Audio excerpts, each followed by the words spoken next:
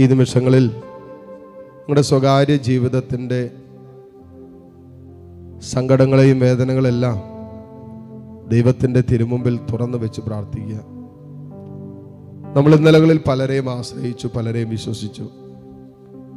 ആശ്രയിച്ചവരാരും തന്നെ നമ്മളെ തുണച്ചില്ല. ജീവിതത്തിൻ്റെ പ്രത്യേക സാഹചര്യത്തിൽ പലരെയും വിശ്വസിച്ചു, പക്ഷെ അവർ തന്നെ നമ്മളോട് വിശ്വാസവഞ്ചന കാണിച്ചിട്ടുണ്ടാകാം. ലോകത്തിൽ പല കാര്യങ്ങളിലും നമ്മൾ സുരക്ഷിതത്വം വിശ്വസിച്ചുറപ്പിച്ചു, പക്ഷേ അതിനൊന്നും നമ്മളെ, നമ്മുടെ കുടുംബത്തെ, കുടുംബാംഗങ്ങളെയൊന്നും സുരക്ഷിതത്വത്തിൽ കൊണ്ടുപോകാൻ പറ്റിയില്ല എന്ന് നമ്മൾ മനസ്സിലാക്കി. മക്കളെ, ദൈവത്തിലാണ് ആശ്രയിക്കേണ്ടത്. ദൈവത്തിലാണ് നിന്റെ വിശ്വാസം അർപ്പിക്കേണ്ടത്. ദൈവീക സംരക്ഷണത്തിനും സുരക്ഷിതത്വത്തിനും വേണ്ടിയാണ് പ്രാർത്ഥിക്കേണ്ടത്. മോളെ, മോനെ, നിന്റെ സ്വകാര്യ ജീവിതത്തിൻ്റെ എല്ലാ സങ്കടങ്ങളും തമ്പുരാന്റെ മുമ്പിൽ ഇറക്കി വെച്ച് പ്രാർത്ഥിക്കുക. ആരോടും പറഞ്ഞിട്ടില്ലാത്ത, പങ്കുവെച്ചിട്ടില്ലാത്ത ചില ജീവിതത്തിൻ്റെ ദുഃഖങ്ങളൊക്കെ ആയിരിക്കാം. പക്ഷേ പങ്കുവെക്കണമെന്ന് ആഗ്രഹമുണ്ട്, പക്ഷേ അങ്ങനെ ഒരിടം നിനക്കില്ല. ആരോട് പറയും? ആരുടെ മുമ്പിൽ പോയി നിന്റെ ഈ സ്വകാര്യ ദുഃഖങ്ങൾ, കുടുംബത്തിൽ കടന്നു പോകുന്ന അവസ്ഥകൾ പറയും? പിന്നീടത് ഒരുപക്ഷെ നാട്ടുകാർ മുഴുവനും എല്ലാവരും അറിയും. ചിലപ്പോൾ അതിൻ്റെ പേരിൽ നീ പിന്നീട് ക്രൂശിക്കപ്പെടുമെന്നൊക്കെ ചിന്തിച്ചിട്ട് ആരോടൊന്നും പറയാതെ എല്ലാം ഉള്ളിൽ ഒതുക്കിക്കൊണ്ട് ഇങ്ങനെ മുന്നോട്ട് പോകുന്ന അവസ്ഥയല്ലേ നിൻ്റേത്? എല്ലാം ഉള്ളിൽ ഒതുക്കി ജീവിതം മുന്നോട്ട് കൊണ്ടുപോയിക്കൊണ്ടിരിക്കല്ലേ? ആരോടൊന്നും പറയാതെ, ആരോടൊന്നും പങ്കുവയ്ക്കാതെ എത്ര നാളങ്ങനെ പോകും? മനസ്സ് വല്ലാതെ അങ്ങോട്ട് ഡിസ്റ്റർബ്ഡ് ആകുമ്പോൾ, മനസ്സ് വല്ലാതെ അങ്ങോട്ട് നിറയുമ്പോൾ എപ്പോഴെങ്കിലൊക്കെ അതങ്ങോട്ട് പൊട്ടി പുറത്തേക്ക് ഒഴുകാൻ തുടങ്ങും. സങ്കടമായിട്ടും വേദനയായിട്ടും കരച്ചിലായിട്ടും വെറുപ്പായിട്ടും ദേഷ്യമായിട്ടൊക്കെ ഇത് പുറത്തോട്ട് ഒഴുകും. അതുകൊണ്ട് മോളെ, മോനെ, കർത്താവിൻ്റെ സ്നേഹത്തിൽ ഓരോ അനുഭവങ്ങളെയും സ്വീകരിക്കുന്നിടത്താണ് സൗഖ്യമിരിക്കുന്നത്. നീ ഇന്നലകളിൽ കടന്നുപോയിട്ടുള്ള സകല വേദനകളും സങ്കടങ്ങളും ഒറ്റപ്പെടലുകളും തിരസ്കരണ അനുഭവങ്ങളും മാറ്റി നിർത്തപ്പെട്ട ഓർമ്മകളെല്ലാം ഉണ്ടല്ലോ. കളിയാക്കപ്പെട്ടതിൻ്റെ, പരിഹസിക്കപ്പെട്ടതിൻ്റെ, കുറ്റമാരോപിക്കപ്പെട്ടതിൻ്റെ, ചെയ്യാത്ത കാര്യങ്ങൾക്കും ഇതേ നീ വിമർശിക്കപ്പെട്ടതിൻ്റെ ഒക്കെ സങ്കടങ്ങളുള്ളിലില്ലേ? ഇതിലെല്ലാം സൗഖ്യം വേണ്ടേ? യേശുവിൻ്റെ സ്നേഹത്തിൽ അവയെ സമർപ്പിക്കുക. ദൈവകരങ്ങളിൽ നിന്ന് അനുഭവത്തെ എടുക്കുമ്പോൾ അത് സൗഖ്യമുള്ളതായിട്ട് മാറും. ഈശോയോട് പറ, നിന്റെ വേദനകൾ, ശരീരത്തിൽ രോഗമുണ്ടോ? ആ രോഗങ്ങൾ ഈശോയ്ക്ക് കൊടുക്കുക. മനസ്സിനാണോ നിന്റെ രോഗം? ഈശോയ്ക്ക് കൊടുക്കുക. ജോലിയില്ലാത്തതാണോ നിന്റെ വേദന? ഈശോയ്ക്ക് കൊടുക്കുക. മക്കളെ ഓർത്തുള്ള സങ്കടങ്ങളാണോ നിന്റെ മനസ്സിൽ നിറയെ? ഈശോയ്ക്ക് കൊടുക്കുക. മകളുടെ വഴിവിട്ട ജീവിതത്തെ ഓർത്താണോ നീ സങ്കടപ്പെടുന്നത്? ഈശോയ്ക്ക് കൊടുക്കുക. മകൻ്റെ അനുസരണക്കേടിൻ്റെ സ്വഭാവത്തെ ഓർത്താണോ സങ്കടം? ഈശോയ്ക്ക് കൊടുക്കുക. ചെറുപ്രായത്തിലെ തന്നെ മക്കൾ രോഗികളായി തീർന്നതിൻ്റെ സങ്കടം മനസ്സിലുണ്ടോ? ഈശോയ്ക്ക് കൊടുത്ത് പ്രാർത്ഥിക്കുക. വരുമാന മാർഗങ്ങൾ, ജോലി മേഖലകൾ, ബിസിനസ്സുകളൊക്കെ പരാജയപ്പെട്ട് നിൽക്കുന്നതിൻ്റെ സങ്കടം മനസ്സിലുണ്ടോ? ഈശോയോട് പറ. നിന്റെ വീട്ടിൽ പോലും നിനക്കൊരു സ്ഥാനമില്ല, ഒരു അംഗീകാരമില്ലാത്ത അവസ്ഥയിലാണോ? ഈശോയോട് പറ, ഈശോയെ, ഇതൊക്കെയാണ് എൻ്റെ നൊമ്പരങ്ങൾ. ഈശോയെ, ഇതൊക്കെയാണ് എൻ്റെ സങ്കടങ്ങൾ. ആരും കേൾക്കാനില്ലാത്തതൊക്കെ ഇതാ നിന്റെ മുമ്പിൽ ഞാൻ ഇറക്കി വയ്ക്കുന്നു. ആരോടും പറയാൻ പറ്റാത്തതൊക്കെ ഈശോയെ നിന്റെ മുമ്പിൽ ഇതാ ഞാൻ പങ്കുവയ്ക്കുന്നു. നിനക്കെന്നെ മനസ്സിലാക്കാൻ പറ്റും. നിനക്ക് മാത്രമേ എന്നെ മനസ്സിലാക്കാൻ പറ്റൂ.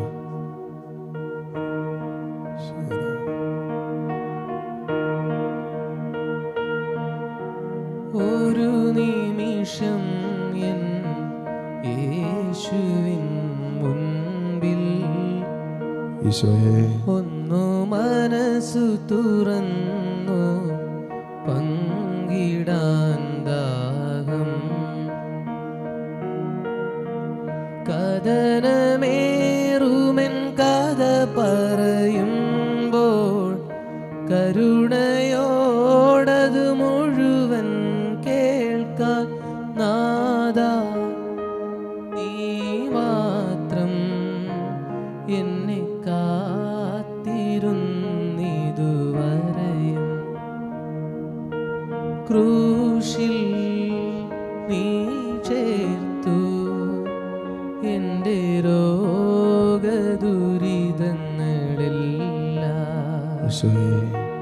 ഒരു നിമിഷം എൻ യേശുവിൻ മുൻപിൽ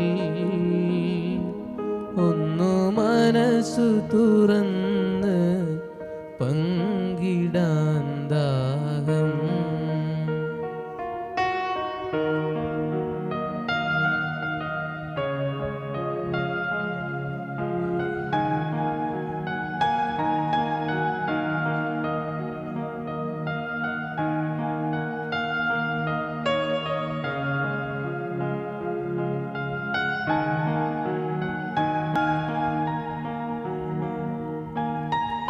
മടിയിൽ തുറന്നു വച്ചിരിക്കുന്നത് മാറോട് ചേർത്ത് വയ്ക്കുക.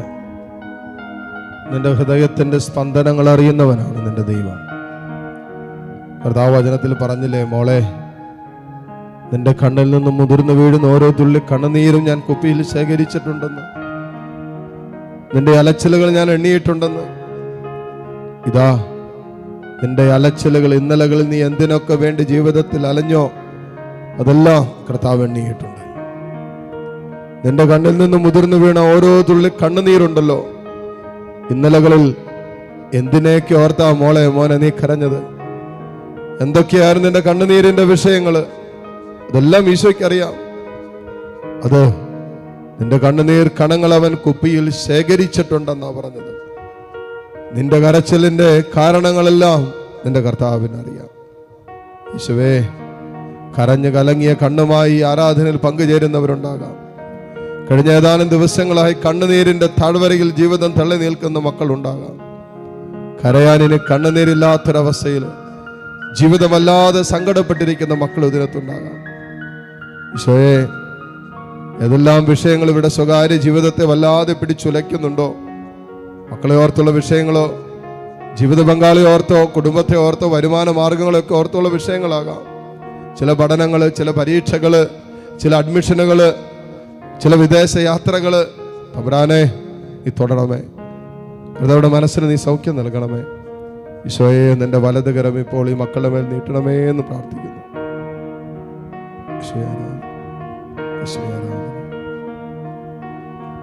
കണ്ണുനീർ താഴ്വരയിൽ ഞാനേറ്റം വലഞ്ഞിടുമ്പോ കണ്ണുനീർ വാർത്തവനൻ കാര്യം നടത്തിത്തരും. നിന്മനമിളകാതെ,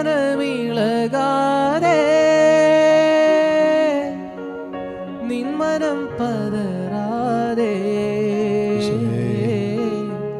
നിന്നോട് കൂടെ എന്നും ഞാനുണ്ട് അന്ത്യം വരെ. നിന്മനമിളകാതെ,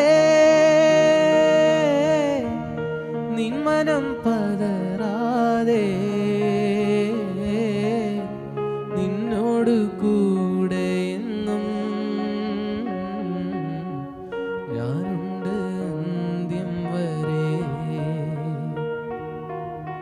കണ്ണുനീർ താഴ്വരയിൽ ഞാനേറ്റം വലഞ്ഞിടുമ്പോ കണ്ണുനീർ വാർത്തവനൻ കാര്യം നടത്തിത്തരും.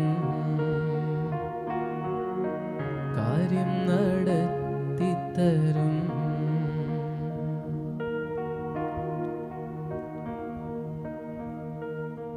മുട്ടുകുത്താൻ സാധിക്കുന്ന എല്ലാ മക്കളും മുട്ടുകുത്തുന്നു.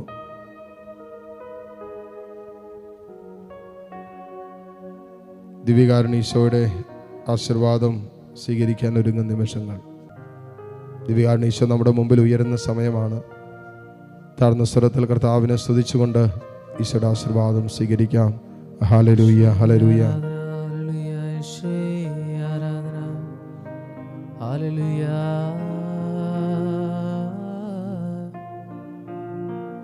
യേശുവേ ആരാധന, യേശുവേ ആരാധന, യേശുവേ